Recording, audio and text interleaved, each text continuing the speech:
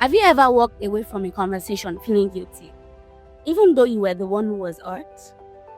Yes, let's talk about that. Welcome to Moments and Musings, a calm corner where we slow down, breathe, and reflect on life's quiet lessons. I am Adiza, and this space is for you. Your still moments, your gentle thoughts, and that part of you learning to rest again.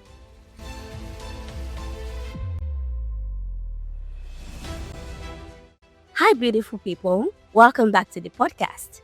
Today's episode is one we don't talk about enough, but it shows up in friendships, relationships, and even family dynamics.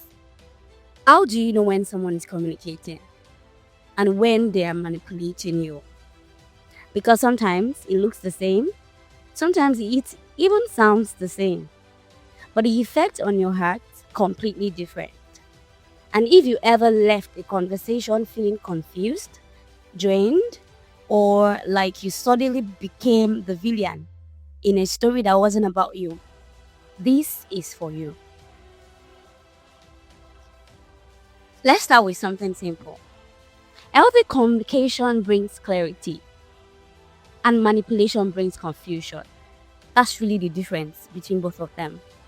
Healthy communication sounds like, hey, I want you to understand what you meant. Let's figure this together. I hear you. Thank you for telling me. Or, what do you need going forward? It's two people trying to meet in the middle. And when it comes to manipulation, it usually shows up when someone feels called out. But instead of taking responsibility, they flip it back on you. And sometimes it sounds like, so you're saying I don't care about you? Not because they want clarity, but because they want you to feel guilty for even bringing it up. Or maybe they say, wow, so I'm the bad person now, yeah? After everything I've done for you? You see, these lines are actually designed to make you shrink, to make you doubt yourself, to make you walk back your feelings so they can feel comfortable again.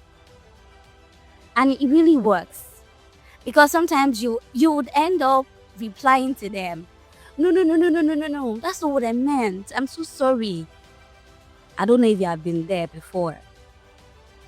But honestly, even if you were the one that was hurt, you still find yourself apologizing. This is not communication. That is emotional manipulation wrapped in dramatic wording.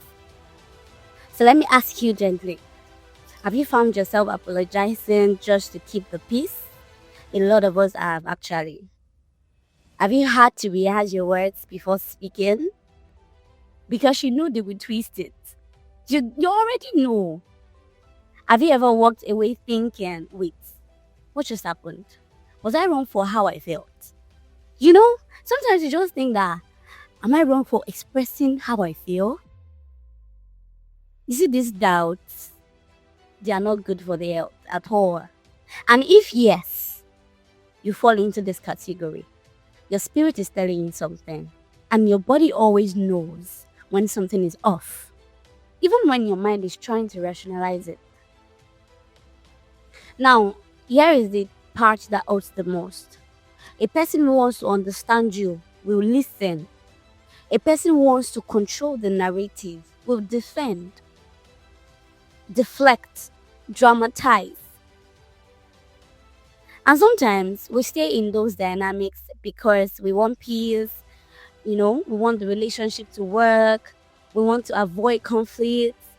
But honestly, peace that requires you to silence, peace that requires you to be silent, rather, isn't peace. Peace that wants to silence you is not peace. It is suppression.